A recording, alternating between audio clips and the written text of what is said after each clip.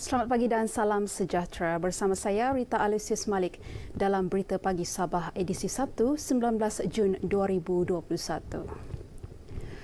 Kerajaan negeri bersedia mengadakan persidangan Dewan Undangan Negeri DUN pada bila-bila masa sekiranya keadaan mengizinkan. Menurut kenyataan Ketua Menteri Datuk Seri Panglima Haji Jinor, perbincangan telah diadakan bersama Speaker DUN Sabah, Datuk Kazim Yahya kemarin.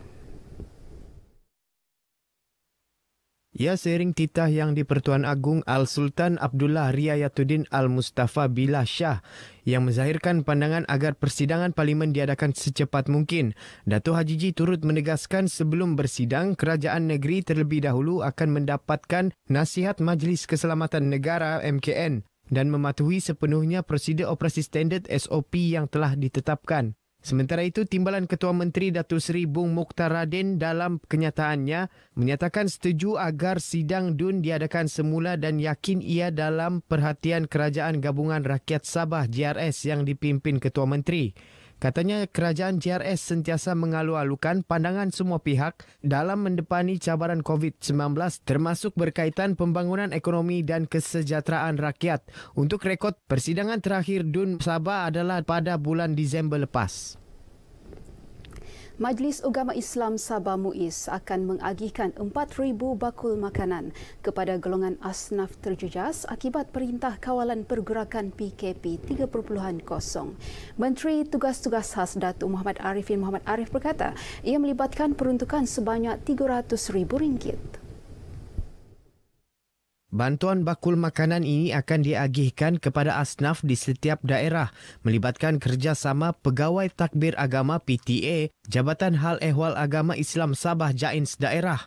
Sebelum ini kita juga telah memberikan Majlis Ugama Islam Sabah menyediakan one-off tambahan RM150 kepada 9,800 orang asnap di seluruh negeri Sabah. Asnaf ini mendapat bantuan bulanan daripada kita, RM200-250. Datuk Arifin bercakap kepada media selepas menyaksikan penyerahan bantuan khas PKP 3.0 bahagian zakat dan fitrah MUIS di perkarangan Masjid Negeri Kota Kinabalu. Penyerahan cek disempurnakan Setiausaha MUIS Ramlan Awang Ali melibatkan peruntukan bantuan bakul makanan bernilai RM300,000 kepada pengarah JAINS Datuk Saiful Zaman Sanggul dan bantuan khas waris pesakit COVID-19 sebanyak RM100,000 kepada Setiausaha Tugas-Tugas Khas di Pejabat Menteri Tugas-Tugas Khas Sapdin Ibrahim. Bantuan khas waris pesakit COVID-19 merupakan bantuan sekali serah sebanyak RM1,000 kepada waris pesakit COVID-19 yang meninggal dunia dan boleh dipohon melalui Pegawai Takbir Agama di daerah masing-masing. Penjawat awam diminta terus memain peranan menyebar luas nilai dan mesej positif kepada komuniti di semua peringkat. Apatah lagi dalam suasana ketika ini, negara berdepan pelbagai cabaran berikutan pandemik COVID-19. Menteri Tugas-Tugas Khas Datuk Muhammad Arifin Muhammad Arif berkata penjawat awam perlu menjadi contoh terbaik kepada masyarakat termasuk dalam usaha menjayakan program imunisasi COVID-19 kebangsaan. Kepada agensi-agensi kerajaan, pegawai dan staf kerajaan yang belum lagi pergi untuk bervaksin, kerajaan kita juga telah memberikan ruang untuk mereka dan mereka harus menjadi contoh kepada masyarakat. Mereka harus ke depan untuk sama-sama tampil bervaksin. Dalam pada itu, Datuk Arifin turut memaklumkan beliau telah meminta Badan Bertindak Imunisasi COVID-19 CITF untuk memberi keutamaan kepada para imam, jawatan kuasa masjid, surau dan rumah ibadat lain untuk mendapat vaksinasi berikutan persekitaran mereka yang sentiasa berdepan orang awam. Beliau berkata demikian kepada RTM selepas menghadiri taklimat mengenai pengurusan pandemik COVID-19 Papar di Pejabat Daerah Papar. Beliau memuji kecemerlangan petugas barisan hadapan di daerah berkenaan yang melaksanakan tugas dengan baik semasa tempoh PKP 3.0 ini. Perkembangan kes COVID-19. Satu kluster baharu direkodkan semalam iaitu kluster Pintas Ling Kudau Keningau, Tambunan yang merupakan kluster di tempat kerja dengan jumlah kes setakat ini 10 kes. Menurut kenyataan Menteri Kerajaan Tempatan dan Perumahan Datuk Seri Panglima Masidi Manjun, Kes Index adalah pegawai eksekutif wanita 34 tahun di syarikat bekalan elektrik di Keningau yang disahkan positif melalui saringan bergejala di sebuah klinik. Berdasarkan maklumat, ruang tempat kerja sempit dipercayai menjadi punca penularan jangkitan. Sebanyak 199 kes baharu direkodkan melibatkan 91 kes saringan kontak rapat, 61 kes saringan kluster, 27 kes saringan bergejala, 5 kes saringan bersasar dan 15 lain-lain kes. Berbanding hari sebelumnya, 12 daerah mencatat penurunan kes, 10 daerah catat peningkatan, 1 daerah kekal, 8 daerah sifar kes dan 1 daerah kekal zon hijau.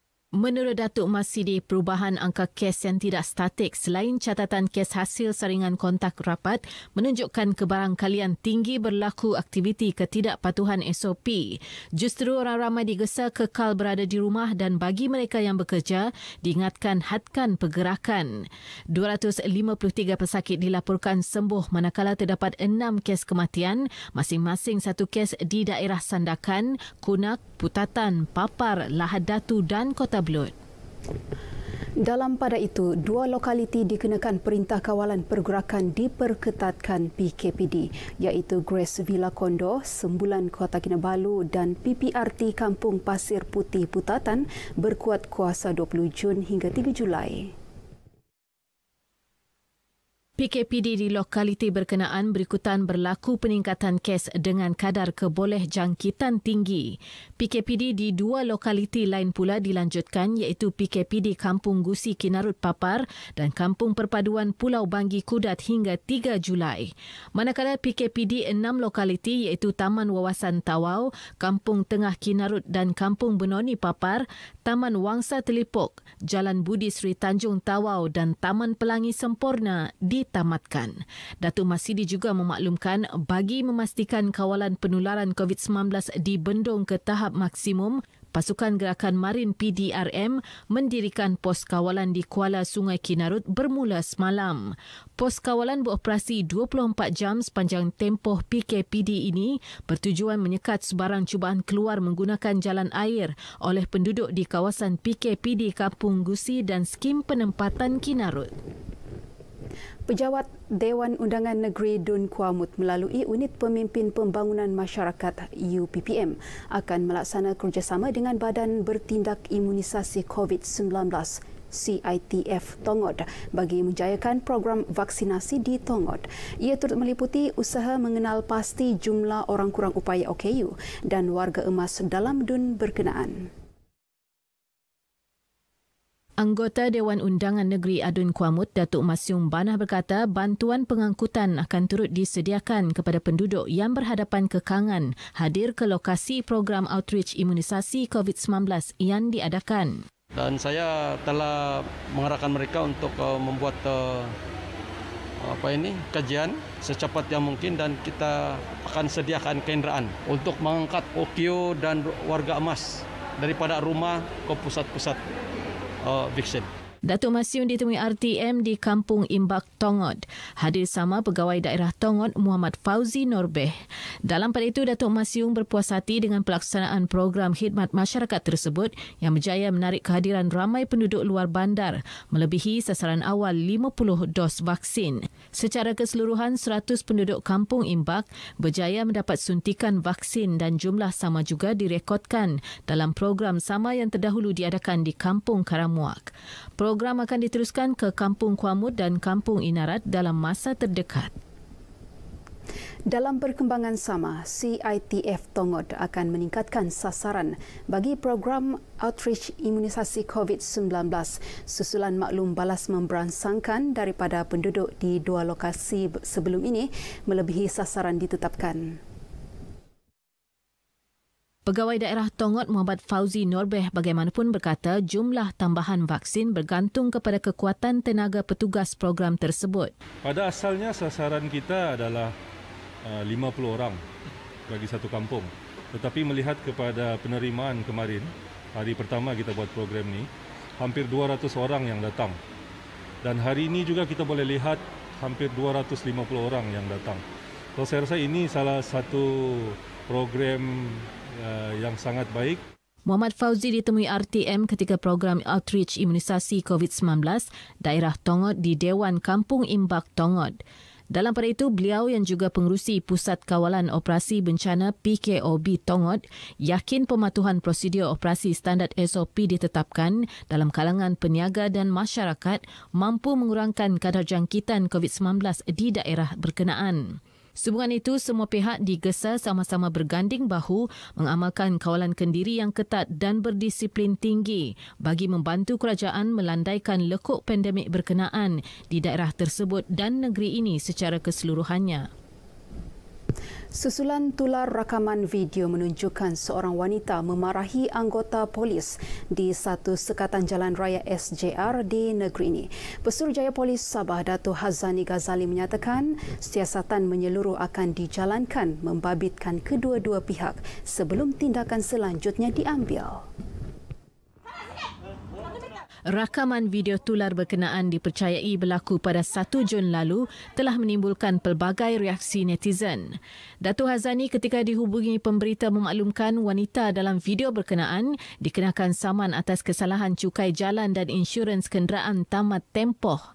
Jelas beliau terdapat dakwaan wanita itu berang selepas dikatakan menunggu hampir 30 minit sebelum dimaklumkan mengenai kesalahannya, selain mendakwa disindir anggota polis yang bertugas.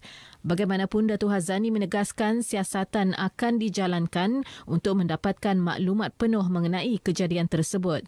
Katanya Timbalan Pendakwa Raya menasihatkan agar siasatan dijalankan mengikut Seksyen 506 Kanun Keseksaan. Baik, saudara, paparan tadi mengakhiri Berita Pagi Sabah. Patuhi SOP elak penularan jangkitan COVID-19. Saya Rita Alisius Malik, salam hormat.